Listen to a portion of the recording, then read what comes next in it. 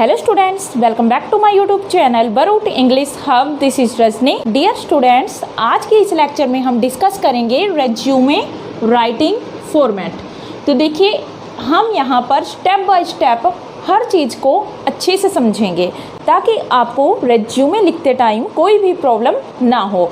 और देखिए, इसको हम माइंड में ऐसे याद रखेंगे जैसे हम कोई स्टोरी याद रखते हैं, यानी कि किसी कहानी की तरह ही हम इसे याद करेंगे। अब देखिए, रेज्यूमे है जो, सबसे पहले तो हमें इसकी प्रोनाउंसिएशन पता होनी चाहिए कि हम इसे प्रोनाउंस कैसे करते हैं, हम इसे बोलते क्या है। तो देखिए, कई बार हम इसे रिज्यूम समझ लेते हैं। देखिए, ये रिज्यूम नहीं होता, ये होता है रेज्यूमे। रेज्यूमे इसकी प्रोनाउंसिएशन होती है।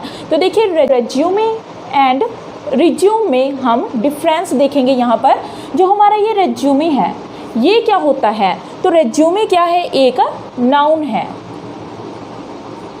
जिसका मीनिंग क्या होता है? रेज्यूमे का मीनिंग होता है, तो देखिए, जब भी कोई एप्लीकेंट अपनी लाइफ के बारे में, अपनी एजुकेशन के बारे में और अपनी जॉब डिटेल्स जो उसने पहले की है, उन सभी के बारे में, यानी अपने एक्सपीरियंस के बारे में, जब वो किसी जॉब के लिए अप्लाई करते टाइम लिखकर बायोडाटा के रूप में सेंड करता है, तो उसे को हम क्या कहते हैं? उसको हम कहते हैं रेज्यूमे। तो रेज्यूमे आपको पता चला, ये एक नाउन है जो किसी व्यक्ति का लाइफ कोर्स होता है, यानी उसकी लाइफ का पूरा कोर्स होता है, उसकी लाइफ होती है। उसके बाद देखिए, इसी को जब हम रिज्यूम प्रोनाउंस करते हैं, रिज्यूम, तो इसका मीनिंग क्या होता है? इसका मीनिंग होता है to continue after a pause, यानी कि एक पॉज के बाद, यानी हम एक रुकावट के बाद, कहीं पर रुकने के बाद दोबारा से किसी चीज़ को स्टार्ट करते हैं, तो उसे हम कहते हैं रिज्यूम। मान लीजिए आप माउंट एवरेस्ट पर चढ़ रहे हैं, तो रास्ते में आप थोड़ी देर के लिए रुके, आराम करने के लिए रुके या किसी भी पर्पज से रुके, तो इस जर्नी में जब आप थोड़ा सा रुकने के बाद दोबारा से फिर अपनी यात्रा को स्टार्ट करते हैं, तो उसे हम कहते हैं रिज्यूम, यानी कि दोबारा से स्टार्ट करना। एक विराम के बाद, एक रुकावट के बाद हम जब किसी चीज़ को दोबारा से स्टार्ट करते हैं, तो वो हमारी होती है वर्ब। तो देखिए, ये वर्ब है हमारी और ये हमारा है नाउन। तो इसमें आपको डिफरेंस पता चला, तो आज से आप इसको क्या प्रोनाउंस करोगे? तो वो करोगे रेज्यूमे। तो रेज्यूमे आपको पता चला, ये हमारा नाउन है। उसके बाद देखिए, जो ये रेज्यूमे है, इसी के और भी नाम है। ये सभी बातें मैं आपको क्यों बता रही हूँ? क्योंकि आपके एग्ज़ाम में रेज्यूमे के अलावा और भी नाम देकर ये आपसे पूछा जा सकता है। तो देखिए, रेज्यूमे है जो, इसको और क्या कहा जाता है? तो इसको और क्या कहा जाता है? तो वो कहा जाता है CV।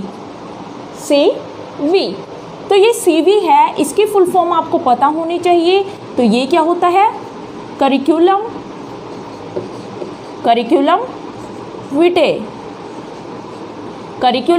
Vite, CV।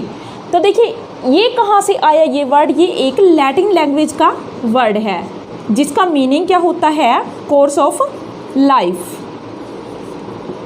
Of life, यानी जिंदगी के बारे में विवरण, पूरी लाइफ का विवरण इसका अर्थ होता है। तो आपके एग्जाम में करिकुलम विटे देकर भी आपसे पूछा जाता है कई बार।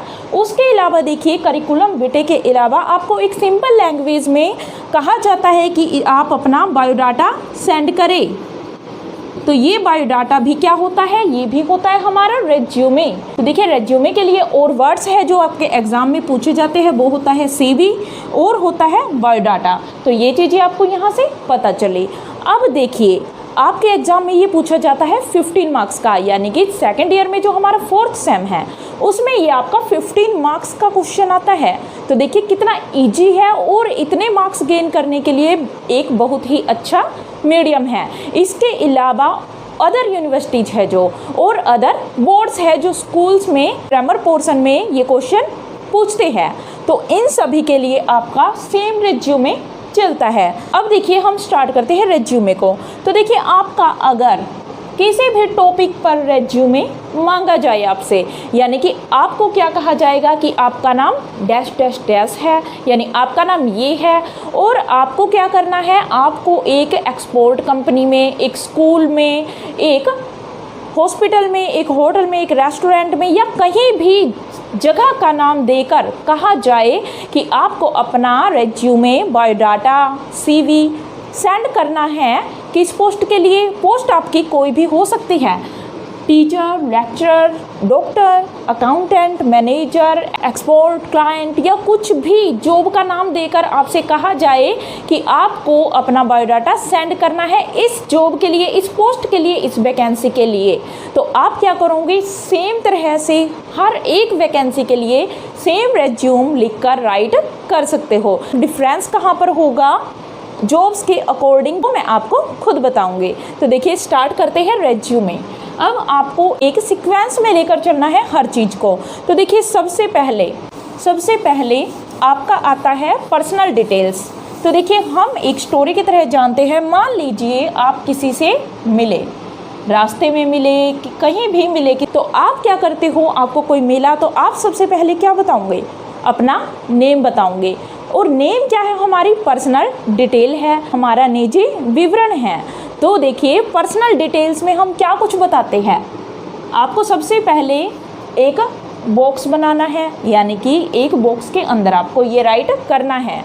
अब देखिए सबसे पहले आपको कैपिटल लेटर में ये लेटर लिखने हैं RESUME, जो कि रेज्यूमे है। तो ये रेज्यूमे है जो इसको आपको कैपिटल लेटर में लिखना है और उसके बाद एक लाइन छोड़ने के बाद आपको लिखनी है पर्सनल डिटेल्स। अब पर्सनल डिटेल में क्या होता है, हम अपने बारे में जब किसी से मिलते हैं तो क्या बताते हैं, मेरा नाम ज्योति है, मेरा नाम रजनी है, मेरा नाम राहुल है, मनोज है या कुछ भी आपका नेम है। तो आप क्या बताओगे सबसे पहले अपनी पर्सनल डिटेल में, तो क्या बताओगे, अपना नेम। एक सीक्वेंस में लेकर चलिए आप क्या बताओगे यहाँ पर, अपना नेम। उसके बाद आपको यहाँ पर राइट करना है अपना नेम। मान लीजिए यहाँ लिखा आपने मनोज, तो ये नाम आपको कई बार पहले से ही लिख कर दिया जाता है आपके क्वेश्चन के अंदर। अगर ये नाम आपको लिख कर नहीं दिया गया है तो आप यहाँ पर किसी का भी नाम राइट कर सकते हैं। अब देखिए नेम के बाद आप क्या बताते हैं, आप बताते हैं अपनी एज कि मैं इतने साल का हूँ, मेरा डेट ऑफ बर्थ ये है। तो यहाँ पर क्या दोगे आप, अपने DOB, डेट ऑफ बर्थ। तो डेट ऑफ बर्थ लिखने के बाद आपको यहाँ पर जो भी आपका डेट ऑफ बर्थ है वो आप राइट करोगे। मान लीजिए आपने लिखा 08/11/1996, ये आपने अपना डेट ऑफ बर्थ लिखा। उसके बाद देखिए 8/11/1996, इसको आप चाहे तो हाइफन लगाकर भी लिख सकते हैं स्लैश की जगह, ये ज़्यादा अच्छा लगता है। उसके बाद देखिए आप क्या बताओगे कि मैं इस जगह पर रहता हूँ। आप किसी से जब मुलाकात करते हो तो अपना नेम बताओगे। एज आप जरूर नहीं है बताते हो, पर आपको यहाँ पर एज लिखनी होती है अपनी। तो उसके बाद आप क्या बताते हो कि मैं इस जगह पर रहता हूँ, तो आप अपना एड्रेस बताओगे उनको। तो एड्रेस ये भी तो हमारी पर्सनल डिटेल्स है, एड्रेस भी क्या है, हमारा पर्सनल ही तो है। हम किसी को जब अपना एड्रेस बता रहे हैं तो ये हमारी पर्सनल डिटेल हो गई। मान लीजिए आपका फ्रेंड है, उसी को आप बताओगे ये, तो एड्रेस में आप क्या बताओगे, एड्रेस में आपका जो भी एड्रेस है वो आप यहाँ पर राइट कर दोगे। मान लीजिए मैंने यहाँ पर क्या लिखा, गुप्ता कॉलोनी या फिर मॉडल टाउन, जो भी आप लिखना चाहो वो लिख सकते हैं। गुप्ता कॉलोनी, हाउस नंबर यहाँ पर आप डाल सकते हो जो भी आपका हाउस नंबर है। और उसके बाद आप अपनी डिस्ट्रिक्ट का नाम, डिस्ट्रिक्ट के बाद आप किसका नाम लिखते हो, डिस्ट्रिक्ट के बाद आप लिखते हो अपने स्टेट का नाम, यानी डिस्ट्रिक्ट नेम आएगा और उसके बाद आएगा स्टेट नेम। ये हमारा एड्रेस में आता है। और उसके बाद हम क्या बताते हैं, एड्रेस के बाद हम क्या बताएंगे, हम बताएंगे कि मेरा मोबाइल नंबर, फ़ोन नंबर ये है। तो आप इसके बाद क्या दोगे, अपना मोबाइल नंबर। मोबाइल नंबर भी क्या है, हमारी पर्सनल डिटेल है, मोबाइल नंबर। अब देखिए जो ये मोबाइल नंबर है ये आपको यहाँ पर राइट कर देना है। तो पर्सनल डिटेल का कॉर्नर आप नंबर 1 में याद कर लेना कि आपको यहाँ पर क्या लिखनी है, पर्सनल डिटेल्स बतानी है। अब उसके बाद आपने क्या किया, उसके बाद आपको एक लाइन छोड़कर यहाँ पर क्या लिखना है, सेकंड नंबर पे आपको याद रखना है। आप क्या बताओगे कि मैंने एजुकेशन में क्या कुछ अचीव किया है, एकेडमिक क्वालिफिकेशंस में सबसे पहले आप क्या लिखोगे, यहाँ पर आप बताओगे एग्ज़ाम पास्ड। तो देखिए क्या बताओगे कि मैंने 10th की, क्या की 10th। स्टार्ट हम कहाँ से करते हैं, 10th से। तो आप यहाँ पर लिख सकते हो मैट्रिक। तो आपको अपनी एक सीक्वेंस में एक लाइन में लेकर चलना है कि आपने सबसे पहले 10th की जो भी आपके बोर्ड एग्जाम्स होते हैं उनके बारे में आपको एक सीक्वेंस में बताते हुए चलना है। सबसे पहले आपने क्या किया, मैट्रिक की। अब मैट्रिक की तो उसमें ईयर ऑफ पासिंग क्या था, यानी किस ईयर में आपने मैट्रिक की थी, कब पास की थी, तो वो आपको यहाँ पर लिखना है। मान लीजिए मैं यहाँ लिख देती हूँ, आपने की 2010 में। तो देखिए ये सिर्फ एक एस्टिमेशन है, ये आप खुद यहाँ पर अपने ईयर ऑफ पासिंग लिख सकते हो कि मैंने मैट्रिक कब की। उसके बाद आपको बोर्ड और यूनिवर्सिटी का नाम बताना होता है। अब देखिए जब हम मैट्रिक करते हैं, 10th करते हैं, तो वो किसी यूनिवर्सिटी से नहीं करते बल्कि हम किससे करते हैं, बोर्ड से। तो आपको यहाँ पर बोर्ड का नाम लिखना है। मान लीजिए आपने लिखा HBSE बोर्ड लिख दिया आपने, या फिर इसी को BSEH भी लिख देते हैं कई बार, BSEH। और उसके बाद देखिए मार्क्स ऑब्टेन्ड। अब देखिए मार्क्स कितने आए आपके, तो आपको 10th में अपने मार्क्स लिखने हैं, कितने आए, तो आप कितने भी % आए हैं आप यहाँ पर लिख सकते हो। मान लीजिए मैंने लिखा यहाँ पर 75%। उसके बाद 10th के बाद आपने क्या किया, आपने किया +2 यानी कि 12th की। और ये 12th कब की आपने, 10 से आप लेकर चलोगे 12। तो आपको ये याद रखना है कि यहाँ पर गैप भी उतना ही होना चाहिए जितना हमारा एक्चुअल होता है। यानी 10 में हमने 10th की है तो 12 में हमने क्या किया, 12th की। अब उसके बाद देखिए सेम बोर्ड यहाँ पर लिख देंगे HBSE, और यहाँ पर आप अपनी % लिख सकते हो, जितनी भी आपकी % आई है 80%, या फिर आप जो भी अच्छा रिकॉर्ड दिखाना चाहो वो आप यहाँ पर लिख सकते हो। उसके बाद आप लिखते हो अपनी ग्रेजुएशन, जिसमें आप लिखते हो BA। अब देखिए यहाँ पर सोचने वाली बात आती है, आप अगर टीचिंग लाइन में अप्लाई कर रहे हैं, लेक्चरर के लिए कर रहे हैं, या फिर ऐसी वैकेंसीज के लिए कर रहे हैं जो स्कूल्स वगैरह में यूज की जाती है, ट्यूशन्स वर्क के लिए यूज की जाती है, या फिर ऐसी लाइन में यूज की जाती है जिसमें आर्ट्स पढ़ा जाता है। यानी कि आर्ट जब हम पढ़ते हैं तो हम क्या करेंगे, BA लिखेंगे। मान लीजिए आपको वैकेंसी के अंदर दिया गया है कि आप एक अकाउंटेंट की जॉब के लिए, एक मैनेजर की जॉब के लिए अप्लाई कर रहे हो, तो आपको यहाँ पर क्या करना होगा, BA की जगह आपको क्या लिखना होगा, BCom। अब कॉमर्स की लाइन में यहाँ पर राइट करोगे। तो आपने यहाँ पर क्या किया, मान लीजिए अकाउंटेंट या मैनेजर की आई है तो आप यहाँ क्या लिखोगे, BA नहीं लिखोगे तो आप यहाँ क्या लिखोगे, यहाँ पर मैं आपको एक स्लैश लगा कर दे रही हूँ कि आप यहाँ पर लिखोगे BCom। और उसके बाद अगर बात की जाए, आपको डॉक्टर के लिए कहा गया है, फिजिशियन की जॉब के लिए बुलाया गया है, या फिर लैब अटेंडेंट की जॉब के लिए हॉस्पिटल में बुलाया गया है, किसी मेडिकल में बुलाया गया है, तो आप यहाँ पर क्या करोगे, आप यहाँ पर डॉक्टरी लाइन की ही राइट करोगे एजुकेशन। तो यहाँ पर क्या होगी आपकी, तो यहाँ पर मान लीजिए मैंने लिखा BSc, तो BSc आप यहाँ पर राइट कर देना। तो सेम आप राइट कर आ जाना जब भी आपको ऐसे प्रोफेशन दिखे, प्रोफेशन के अकॉर्डिंग आप यहाँ पर एजुकेशन को राइट करोगे। अब BA आपने कब की, मान लीजिए 2012 में आपने क्या की, +2 की, तो आप 3 इयर्स के गैप पे क्या करोगे, 2015 में ये आप BA को कंप्लीट करोगे, या BCom को, या BSc को कंप्लीट करोगे। तो यहाँ पर आपको कॉलेज या यूनिवर्सिटी का नाम बताना होता है। तो यूनिवर्सिटी आपकी जो भी है, मान लीजिए KU की यूनिवर्सिटी है तो आप मनोज के लिए KU की यूनिवर्सिटी को राइट करोगे, कुरुक्षेत्र यूनिवर्सिटी कुरुक्षेत्र को। उसके बाद देखिए आपको यहाँ पर वैसे ही % बताने हैं, जो भी आप बताना चाहो वो आप यहाँ पर लिख सकते हो 85%। अब उसके बाद देखिए यहाँ पर आता है हमारी हायर क्वालिफिकेशन। अब देखिए BA के बाद हम क्या करते हैं, मान लीजिए आप कॉलेज लेक्चरर के लिए जा रही है तो आप MA बताएंगे, MA के बाद क्या बताएंगे, MPhil बता देंगे, MPhil या और इसके बाद बता सकते हो आप PhD। ये आपके हायर क्वालिफिकेशंस हो सकती है। और उसके बाद देखिए BCom है, BCom के बाद हम क्या करते हैं, MCom करते हैं, BSc के बाद MSc होगा। तो आप कब करोगे, ये देखिए आपको ये याद रखना है, MA MCom MSc ये सिर्फ 2 इयर्स का कोर्स होता है। तो हम यहाँ पर 2070 राइट करेंगे। और उसके बाद क्या होगा, यहाँ पर हम यूनिवर्सिटी सेम लिख सकते हैं, और जितनी भी आपकी % है वो आप राइट कर सकते हैं। और उसके बाद MPhil PhD ये हम हायर क्वालिफिकेशन लेक्चरर के लिए लगाते हैं। और इसके बाद MCom के बाद देखें तो हम यहाँ पर MBA लिख सकते हैं।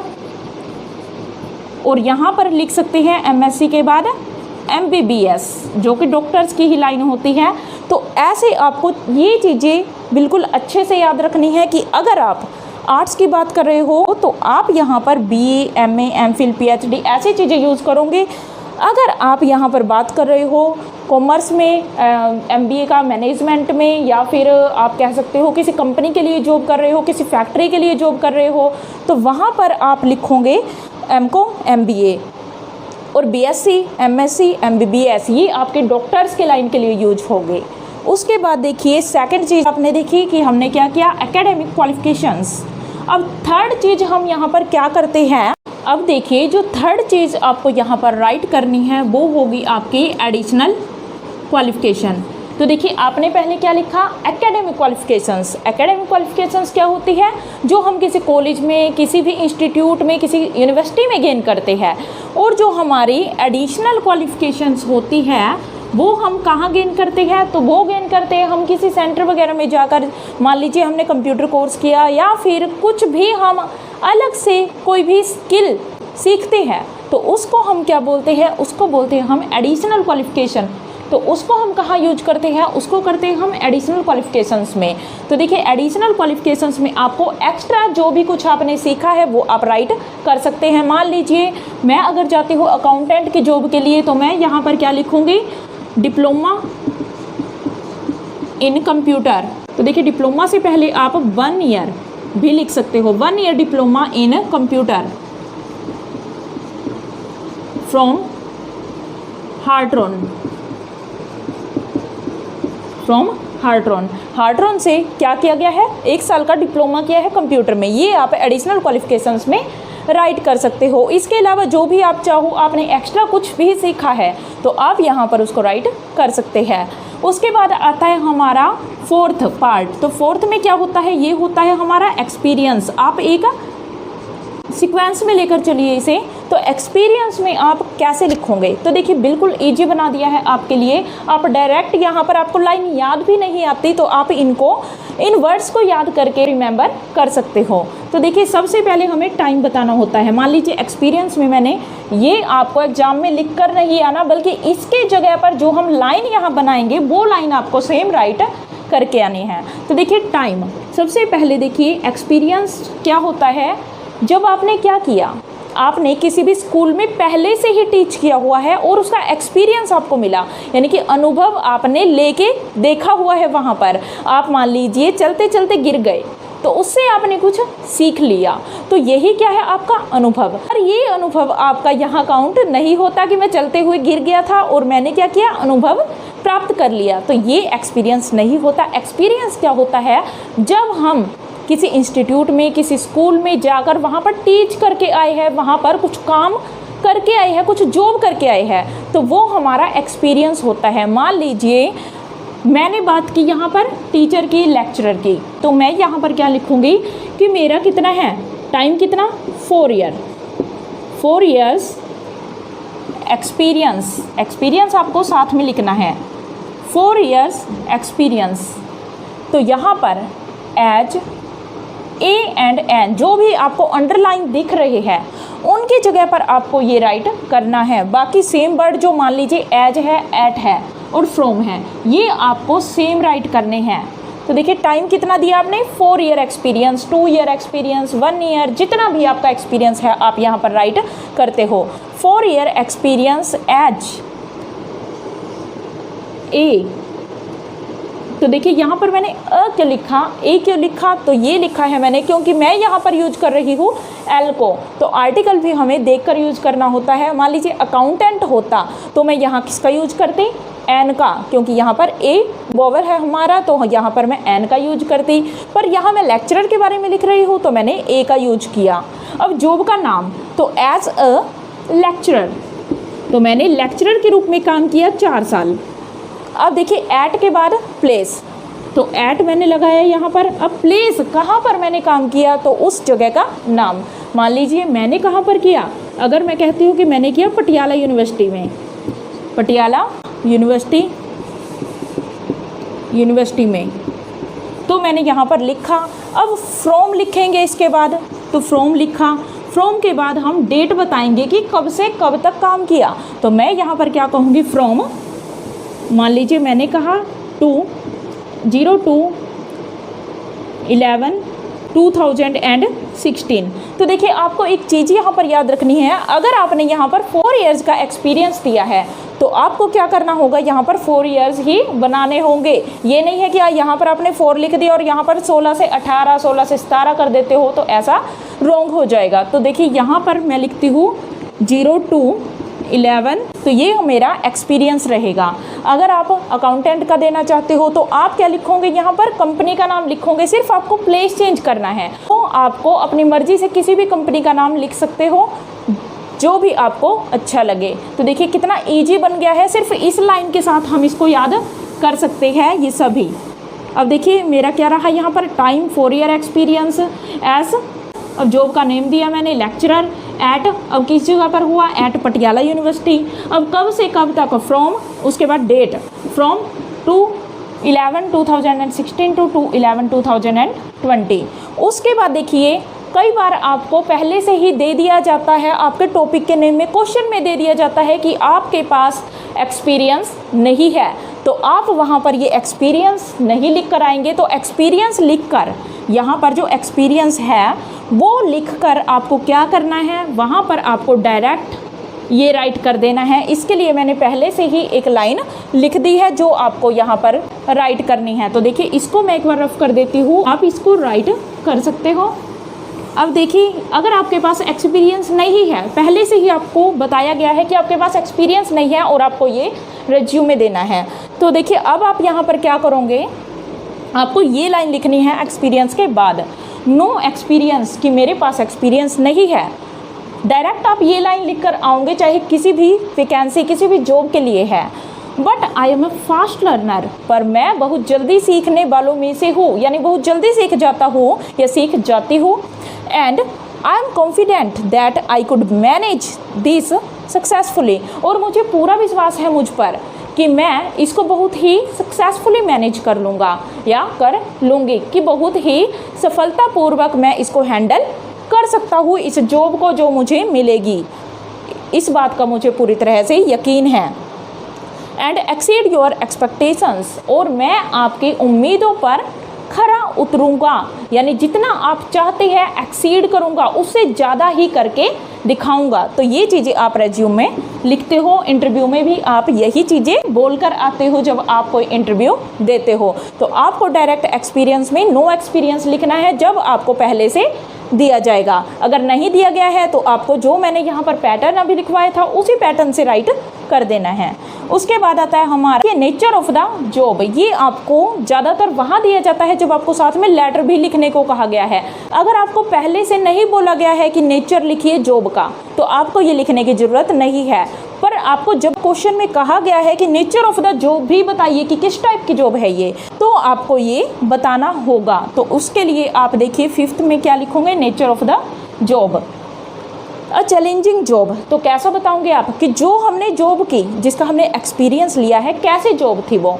तो देखिए ये आपसे कब पूछा जाएगा, जब आप किसी फैक्ट्री या कंपनी वगैरह में काम करते हो। स्कूल लेक्चरर में ये आपसे नहीं पूछा जाता। तो देखिए यहाँ पर क्या है, नेचर ऑफ द जॉब में अ चैलेंजिंग जॉब, आप क्या बताओगे कि बड़ी ही चैलेंजिंग जॉब थी वो। रिजल्ट ओरिएंटेड जॉब, और देखिए रिजल्ट ओरिएंटेड थी, यानी कि हमें क्या करना था, रिजल्ट लेकर आना था, परिणाम लेकर आना था। जो हमसे कहा गया था उतना ही हमें गेन करना था, उतना ही हमें अर्न करना था हमारी फैक्ट्री के लिए, हमारी कंपनी के लिए। तो देखिए यहाँ पर क्या है, इंक्रीज्ड द फैक्ट्री या फिर कंपनी, जो भी आपको आपके टॉपिक में दिया गया है तो उसके बारे में आपको लिखना है, एक्सपोर्ट्स या सेल्स। तो देखिए फैक्ट्री होगा तो एक्सपोर्ट लगाओगे आप, कंपनी में क्या पूछा जाएगा, सेल्स के लिए पूछा जाएगा। बाय 25% इन 1 ईयर। तो देखिए रिजल्ट ओरिएंटेड कैसे थी ये, कि हमें क्या करना था, 25% एक साल में मुनाफा करना था हमारी कंपनी के लिए, हमारी फैक्ट्री के लिए। तो डायरेक्ट ये लाइन आप लिख सकते हो। अगर फैक्ट्री के बारे में होगी तो आप लिखोगे एक्सपोर्ट, तो एक्सपोर्ट लिख सकते हो। अगर कंपनी के बारे में होगी तो आप वहाँ पर सेल्स लिख सकते हो। बाकी आप सेम राइट करके आओगे। अब लास्ट चीज़ जो यहाँ पर रह जाती है, हमारा 6th पार्ट होता है, वो होता है हमारा रेफरेंसेस। तो देखिए रेफरेंसेस में हमें क्या करना है, जो लास्ट पार्ट लिखेंगे तो आपको यहाँ पर मैं लिखती हूँ रेफरेंसेस में। तो देखिए सबसे लास्ट में आएगा आपका रेफरेंसेस। रेफरेंस क्या होती है अब,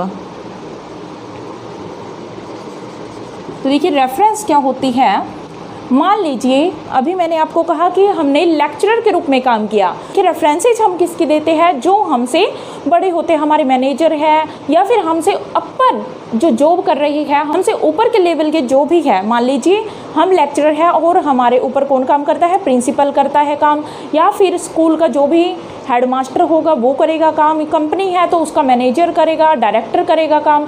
तो हमें रेफरेंस क्या देनी है, जहाँ से हम एक्सपीरियंस लेकर आए हैं, जिस जगह पर हम टीच करके आए हैं या फिर कोई भी काम करके आए हैं, तो हम उनके बारे में लिखेंगे कि उस डिपार्टमेंट का, उस स्कूल का। अब मैंने लिखा था पटियाला यूनिवर्सिटी का, तो मैं यहाँ पर रेफरेंसेस में क्या दूंगी, प्रिंसिपल का नेम दूंगी।